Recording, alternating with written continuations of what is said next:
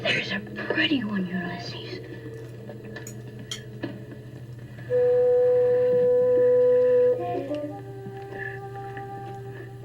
There it is. Hello BookTube, I'm Sean Breeze Books. Welcome back to my channel and my first Friday reads in my new house. And this is about as aesthetically pleasing a background as I could muster on my second full day in the place. I actually just went out now to the park that's a hop, skip, and a jump away. And it was so windy there, and probably often will be, just the way it is geographically situated, and muddy that I gave up quite quickly and came back. Anyway, oh my God, I am so absolutely elated to be here and to be on the other side of the move. The unpacking can take years. I don't care how long it takes. The getting packed up just about killed me. And thank God for my mom and my sister, because I couldn't have done it at all without them. My 82-year-old mother has much more power than I do. Oh my God, and my sister's amazing. I'll tell you a couple of stories about them in my little personal update here. The move was Wednesday. The movers were 2 hours late. That's not very interesting, but it made for a long day. They were good. I liked them and they did a good job, but we were all just completely exhausted because we were sitting around waiting for 2 hours at the beginning of the day. The thing that happened maybe 2 nights before was I said to Mom, I don't really want them moving my new computer. I'd rather move it over myself. Boy, was that a mistake. So she took me and the computer stuff over the night before, and as I got the monitor ready to cart out of the apartment, I set it down on a wobbly big half-full box, and I thought, Sean, this is really stupid. I can't bend down very easily. It'll be fine for 2 minutes. And it was. It didn't tip over. But when I went to open the door, the big box was in the way, and so I just, with my foot, or maybe, I don't know what I did, I nudged it, and then it toppled. The unstable box started to become even more unstable and do a little dance, and the computer monitor fell flat to the floor onto the face of it. I thought, oh my God. Anyway, I'll save the suspense. There was no damage, so thank God. I got it here and I turned it on. There was no internet yet, but I turned it on and it's got a facial recognition thing for the login for Microsoft. And so I had it on the kitchen counter. We didn't have any tables or desks or anything in here yet. And so I was looking down when it tried to recognize my face. And I thought, oh, it's probably because of the angle, because it didn't recognize me. So I bent over a bit. It still didn't recognize me. And after those 2 times, it locked me out of facial recognition. And it said, you must use your PIN. Well, I don't have a PIN, or if they told me what my PIN was, I have no idea. I didn't write it down. I've never used it. Oh my God. I could use the little bit of internet, the little bit of hotspot Wi-Fi on my iPhone to connect to my computer, and then there was a button to push. Forgot your password or forgot your PIN. Press that. It said, we have just sent a new PIN to your email address. It didn't come. Now, of course, I checked spam and I waited, and then I tried it again and waited 3 times. Oh my God, what am I going to do? There was many more steps in it, but I'm just realizing that this is probably only interesting to me. So I'll just cut to the quick here. Yesterday, the internet people were here hooking up all of that, but before it was all done, Suzanne said, let me go take a look at your computer. And she's a computer whiz. She's absolutely amazing about anything like that, gadgets and electronics. And she found exactly what I described. But she said, are you sure, Sean, you didn't set a PIN? If you had set a PIN, what would you have chosen? And I said, oh, probably I would have used my bank card PIN. So put it in and it worked. So I was in, and the computer is no damage, but that was a complete and utter drama that cast a pall over all of the good things that were happening with my move. Is my computer okay? Can I ever get in again? It's all fine. So it's the small things that defeat Sean Breed's books. And so I have internet. It's better and faster than anything I've ever had, at least in Canada. So I'm very pleased with that. The other story that I'll tell you. We had plumbers, electricians, and internet guys in since I've moved, and some even before, a couple days before I moved. And 90% of them were young and hot men. So it was a real feast for the eyes. That felt like a housewarming party of a special sort, I have to say. So the one electrician in particular had just very lovely physique, shall we say, especially from the back. And he was crawling up on ladders, and so it's like, this is good. I'm going to die of a heart attack on my first day in my house. So when they left, we had them do a whole bunch more than we hired them to do, because we decided, can you make these two lights all on one light switch? And he did that. And can you replace the doorbell? He did that. And he did this and that and this and that. Any excuse to detain him a little longer was kind of... So when they left, Mom and Suzanne, my sister, and I were sitting in the living room, and they had just left a minute ago. And Mom said, they were rather handsome, don't you think, Sean? And I said, oh my God, that one guy, when he was crawling up on the ladder, if I'd been 10 years younger, I don't think I would have been able to control myself from just taking a big bite of that bubble butt. And my sister looked at me, I think because she didn't know how Mom would feel, but Mom is pretty easygoing about that stuff, because Mom and I both laughed. And then, of course, belatedly, 5 seconds later, I said, are they still out there? They were just getting into their vehicle and the window was open, so they probably heard me. These things always happen to me. Back when I was much younger, there was always something found under the bed. I will leave it at that, and I won't regale you with those stories. That'll be for premium members only on OnlyFans. Sean Breeze Books OnlyFans channel. But this was as close as it came this time. I'm going to be trotting that story out for years to come. So I'm in. I have internet. I haven't put up any books. Here's a picture of what the row of those lovely gray shelves looks like in the basement. I have one more that's not shown because that's as many as could go, but having them all close together, you're looking at the picture right now, it just looks so fine. It's the reason I wanted a house with a basement, a finished basement. I'm going to have a lot of fun unpacking and organizing my library. As I'm filming this, my mom and my sister are back for a third or fourth day, and they're unpacking the kitchen stuff. And I said, you don't have to ask me any questions about what my preferences are. Whatever you do will be fine with me, and if I don't like it, I'll rearrange it. So that's what they're doing while I'm filming this. Anyway, I'm just elated to be here. I'm talking to Kenji later today, and he'll be here in a couple of weeks, I guess. Oh my God. It's all happening. Okay, that is my update on the move. Oh my God, it's a real honor to have this author as my mystery guest this week. I am so excited for you to meet them. And this week's mystery guest is the American novelist based in Berkeley, California, Shanthi Sekaran, the author of Lucky Boy, a 2017 novel, which I didn't get to until very recently. In fact, I finished it about 3 hours ago, and it's definitely going to be one of my books of the year. I loved it with all my heart, and Shanthi is here as my mystery guest, which I'm very honored to have you here. Welcome, Shanthi. Thank you. Thanks. It's great to be here. I loved your novel so much, and I have so many questions. I'm going to tease my viewers that this is the mystery guest chat, and then in a few weeks later, stay tuned, there'll be a full interview about the novel where we'll get down into the weeds. So we're going to keep things rather general for this chat. Shanthi, tell us about the origin or spark for Lucky Boy. I believe it was a newspaper clipping or something. Yeah, it was a news story I heard on NPR on the public radio station here. And it really just was a kicking off point for a lot more research. But I heard the story of a mother who is from Guatemala whose son was being adopted away from her while she was in a detention center, and her son was with a sort of foster family.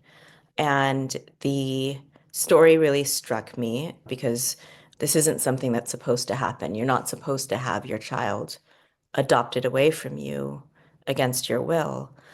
And I really just wanted to get in the heads of both sides of that story, the parents trying to adopt him and the mother who is fighting to get him back. When the novel begins, what is the opening premise? When the novel begins, when we meet all our characters, we have Soli, she's more or less the main character. She's the young woman from Mexico, and she is crossing the border to California to live with her cousin in Berkeley, California. And that's how we meet her, sort of on that journey. And the other side of the story, the other main characters are Kavya and Rishi. And when we meet them, they have this beautiful life in Berkeley. It's very bougie. It's farmers markets and nice restaurants. And they're pretty happy in their jobs and their lives and their marriage. The one thing missing for them is a child. And they're trying to have a child with fertility treatments.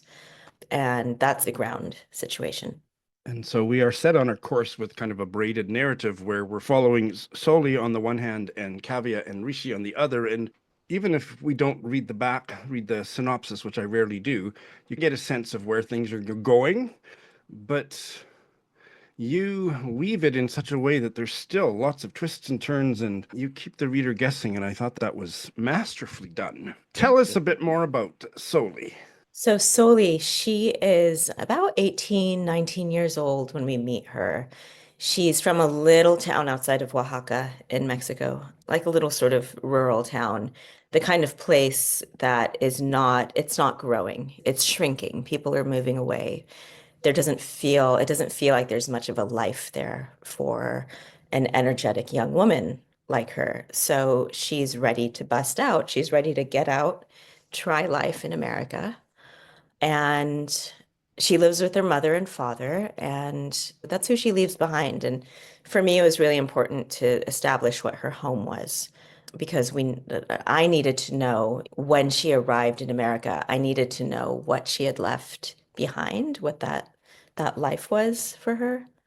Absolutely, and I believe you spent some time in Mexico doing research for that part of the story. I did do some research. I went to Mexico for about th 2 or 3 weeks, and I would have loved to stay longer, but I was teaching and I had a 3-year-old at home. So I made it a few weeks, and I stayed at this artist's residency run by a couple in this little rural town called San Jerónimo Tlacochua, and it was outside of Oaxaca.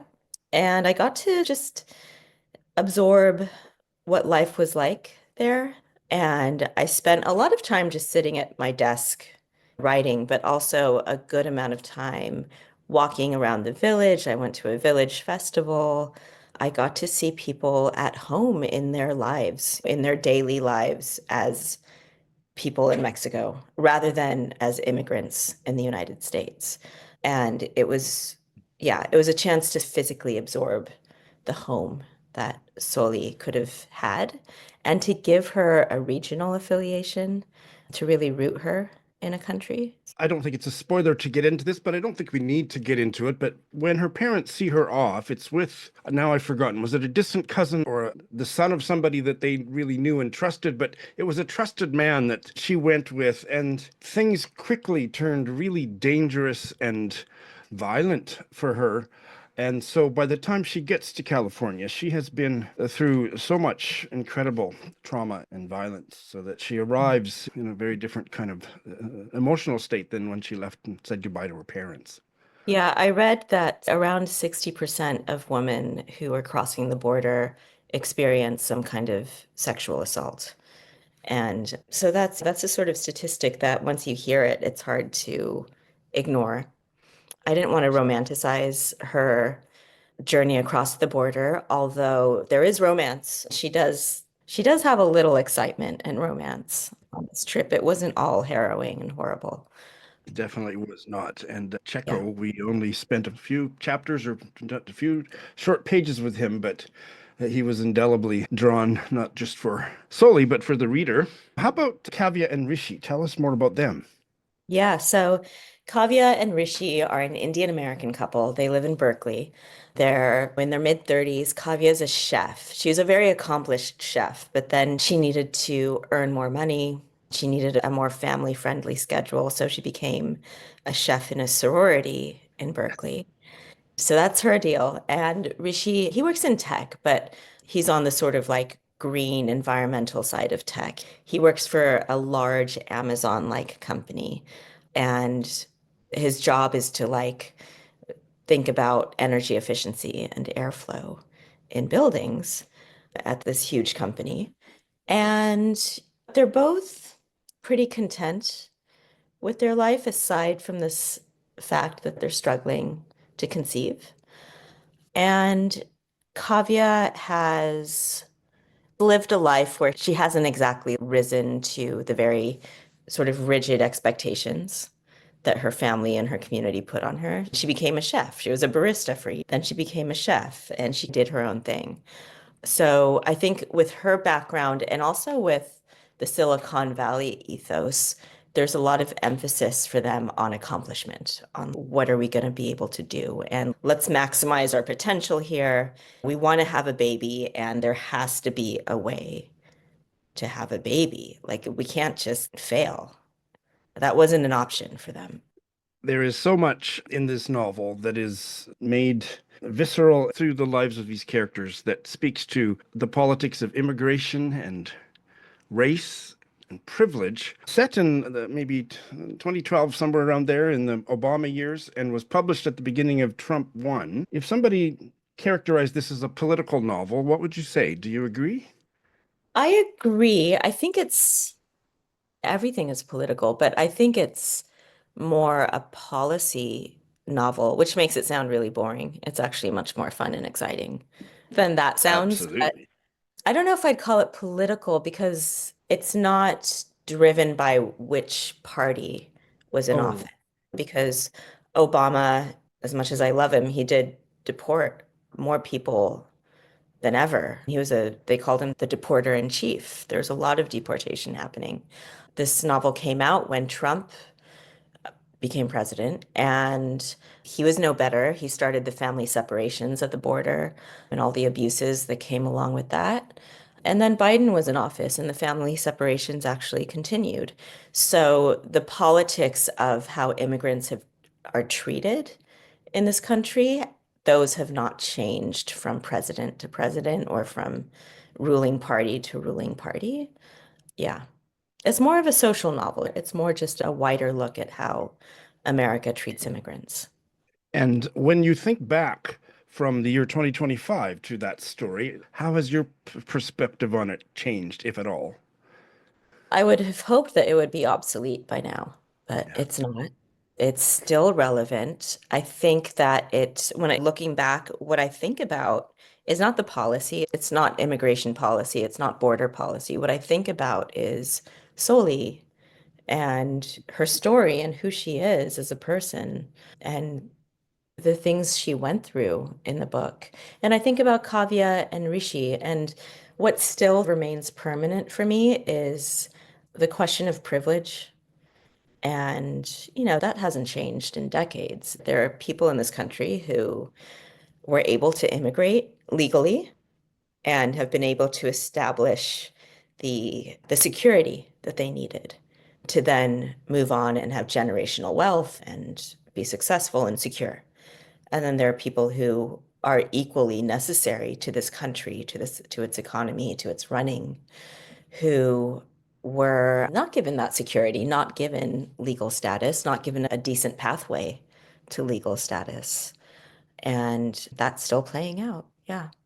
And to reiterate, all of that is dramatized through such fabulously layered, nuanced characters. It's just such a important and wonderful novel. What can you tell us about the title that might not be a spoiler to say? Why Lucky Boy? This book had many titles, and I finally settled on Lucky Boy because Lucky Boy refers to, and I don't think this is a spoiler at all, it refers to the baby that Soli eventually has in the US, and his name is Ignacio.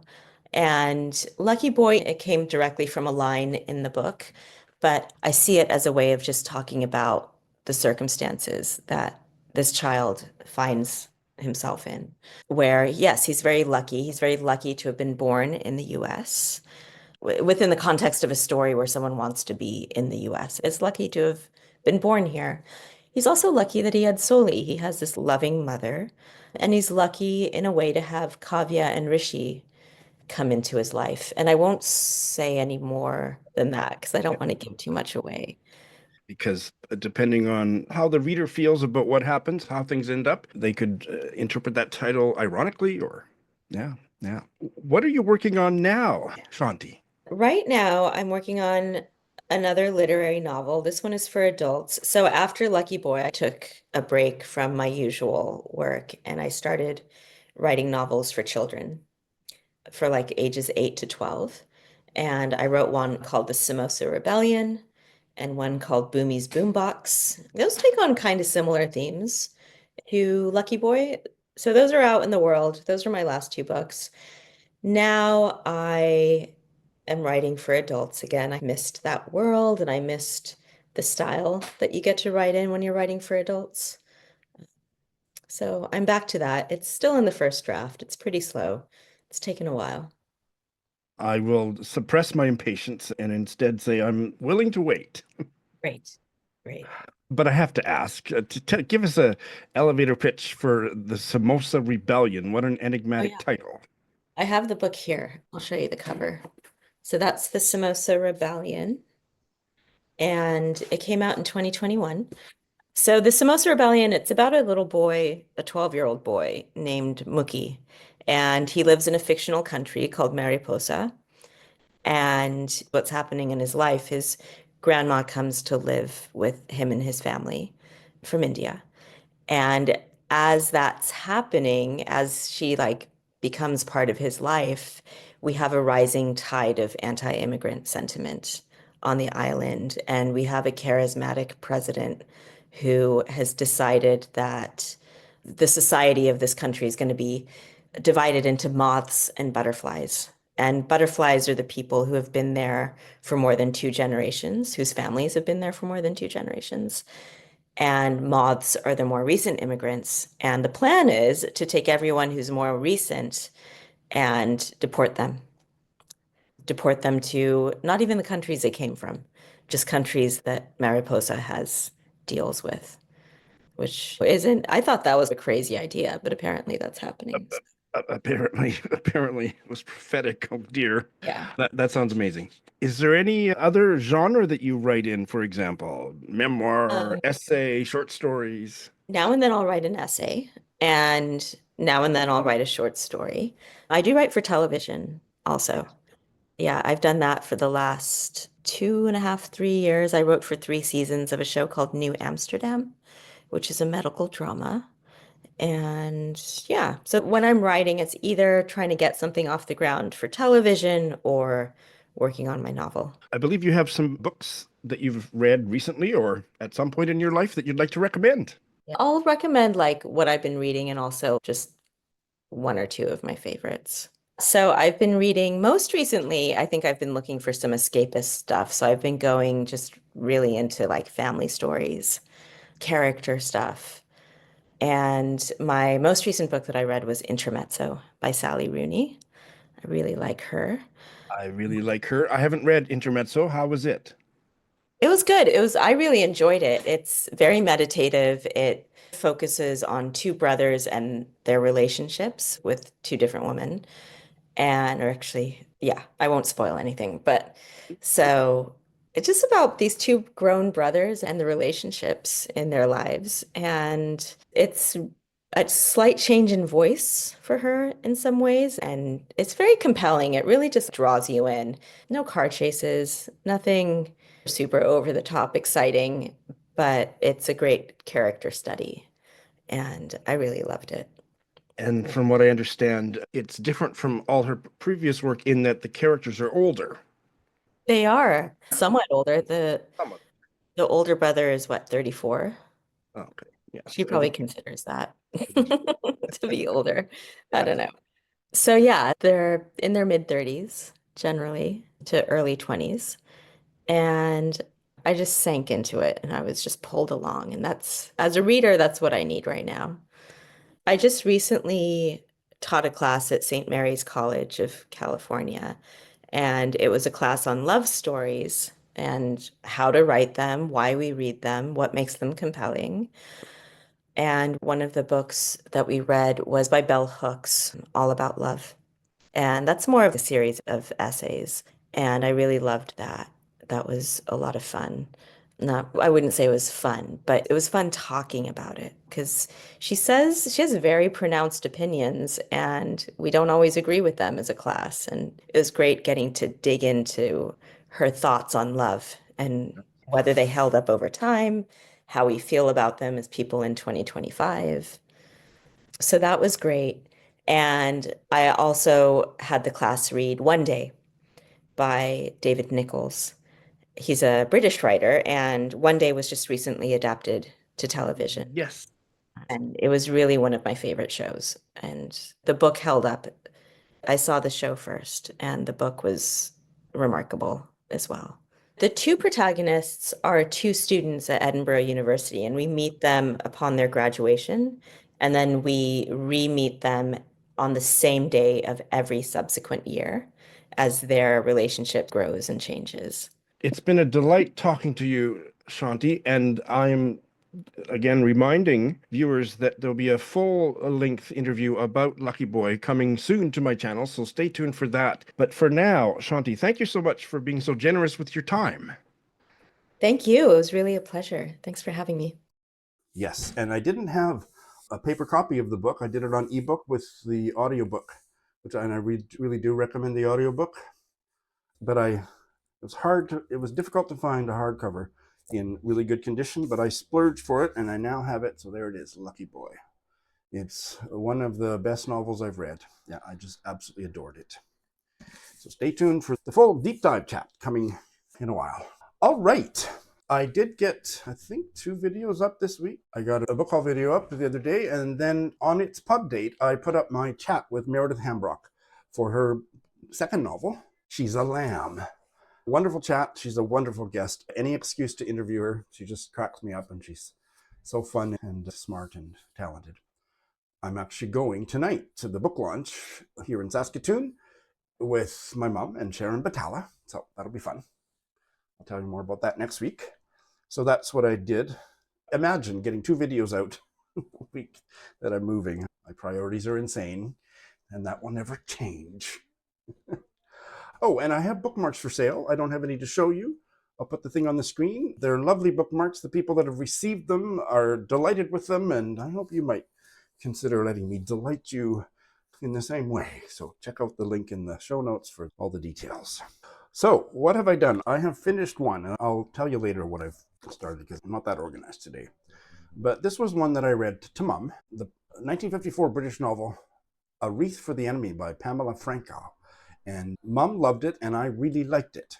And so I'm going to read more of them to her. It was a very interesting novel, held my interest from beginning to end, in some ways quite autobiographical and really interestingly structured. I guess the main character is Penelope, and that's a stand-in for Pamela Frankau, who grew up embarrassed by how bohemian her father and stepmother were, and she wanted to be a normal person. And so that was her issue in life, was that she wanted to just fit in with people. She didn't want to stand out like her parents did. That changes over the course of the novel. And one way to think of this novel, and one way to recommend it to you, is that it's one of those, what is the name for the Bildungsroman for artists? I always forget there's a special name for that. And it's hard for me to pronounce. That's probably why I don't. Künstlerroman, not Bildungsroman, but Künstlerroman. I'll put it on the screen. That is one way to think of this novel. Penelope grows up over the course of the novel. When we are with her, she is gradually developing a writer's identity and consciousness. And so if you're interested in that kind of a novel, it's fabulous. I'm not sure that I thought all of the parts fit together well, but it was a brilliant attempt. And for Mum, it worked totally. I read the introduction to Mum, and we both liked the introduction, which is by Rafaela Barker, who is Elspeth Barker's daughter. May Elspeth rest in peace. I think she died last year. Elspeth Barker wrote one of my favorite novellas, Oh, Caledonia. There's a lot about theology in here, and Pamela Frankau converted, like so many British writers in the mid-20th century, to Catholicism. Barbara Pym didn't. Maybe some of my favorites didn't. I don't know about Rosamund Lehman, another of my favorites, or Elizabeth Jane Howard, but I'm thinking about Muriel Spark, and there's so many of them, including Pamela Frankau. And there's lots about the artistic journey and death. And most of that was handled well. I just finished it a couple days ago. I haven't reflected in tranquility for long enough to say more than that. But if you enjoy writers of the mid-20th century, do check her out. I think it was her last novel. She died a couple years later. And the other thing that I should say is absolutely wonderful dialogue. Let me read you one bit. I'll read you one of the major minor characters is Crusoe. It was a disabled character, and that was really interestingly portrayed. So if you're interested in disability in literature, another reason to check this out. He was about 40 or 50, and some socialite who's not a major character at all, I think this is the only scene she's in, and it's being looked on by Dawn, who's another fairly major minor character, and his part of the story was interesting. And he's a young guy, and these are older people, and this woman comes over to the rich guy Crusoe's estate, and this is what she says. Crusoe, darling, oh my darling, how are you? I did mean to come to lunch. I did try to come to lunch. I was deflected. She was as lovely as a Madonna, and she wore trousers. Crusoe said, bless you, but it's quite all right. I didn't ask you to lunch. You didn't? No, darling. Then I have wasted hours of guilt. Hello, Johnny dear. So she's calling Dawn, Johnny. I had risen to give her my chair. Oh, but how kind of you, she said, as though I had rescued her from drowning. So the dialogue, lots of funny parts, very witty dialogue, lots of intellectual stuff going on. Do consider what I've said and investigate further. So that's what I finished. I have started two. One of them is a ebook audiobook combo, and that is a collection of 4 linked novellas. And I've never read linked novellas, and I'm fascinated. I've read lots of linked short stories, but by Edith Wharton, called Old New York. I am a couple chapters into the first novella, and I'm enjoying it very much. It's really beautifully written, as one would expect from Edith Wharton. And the first one is set in the 1840s, and I think that every novella jumps a decade. So the second one, 1850s, 1860s, 1870s, and beyond that, I don't know what the through line is. But the only son of a rich New York family is going on his gap year. What do they call that? The grand tour to Europe. And he is, in some ways, the apple of his father's eye, but he doesn't like sports.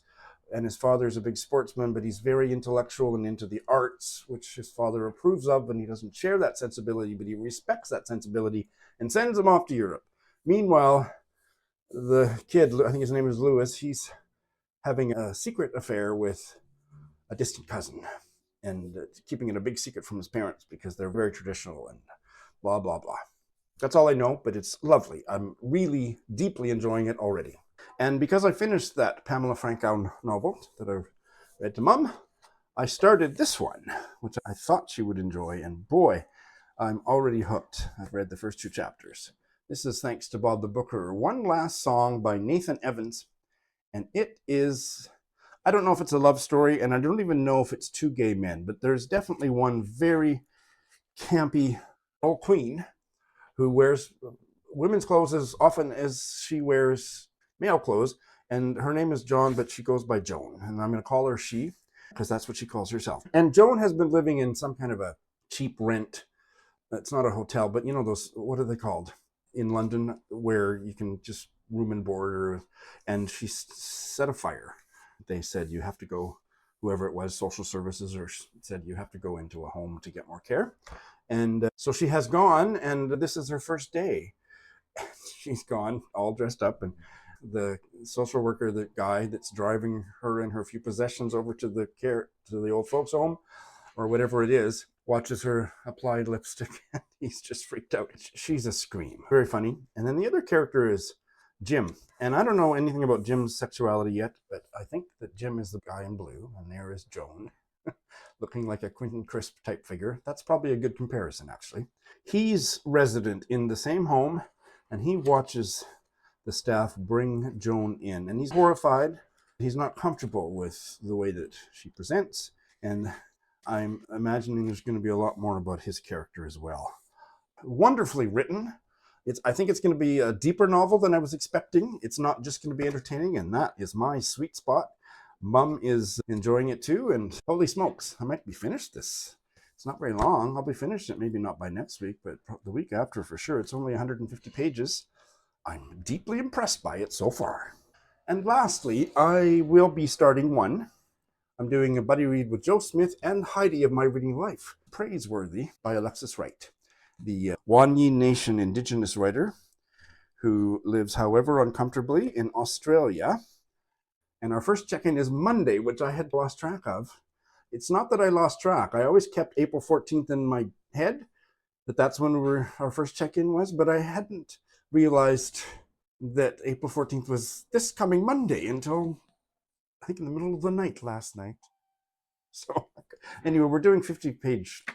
Each chapter or book or whatever is about 50 pages. I haven't heard a bad review of this book. I'm looking forward to diving in. This will be probably my one tome that I successfully finish in 2025. I am bouncing off the walls with glee and whimsy today because life is beautiful. And I hope that if you weren't already, that I've transmitted some of my fairy dust energy your way. Thanks for watching.